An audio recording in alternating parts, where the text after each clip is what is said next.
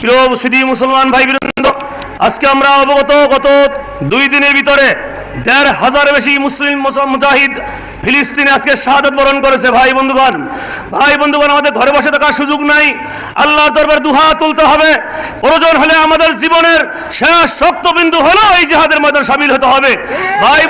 ভাই বন্ধুগণ, আজকে আমাদের যদি পারমাণবিক থাকতো, এই বোম ইসরায়েল আমরা নিশ্চিন্ন করে দিতাম। ঠিক ভাই বন্ধুরা, আমাদের এই মুহূর্তে আল্লাহর দরবারে দুহাত তুলতে হবে। হে রব্বুল আলামিন, নমরুদ ফিরাউন যে অবস্থা হয়েছে, নেতানিয়াহু ট্রাম্প ইসরায়েল ইহুদি খ্রিস্টানকে তুমি নিপাত করে দাও।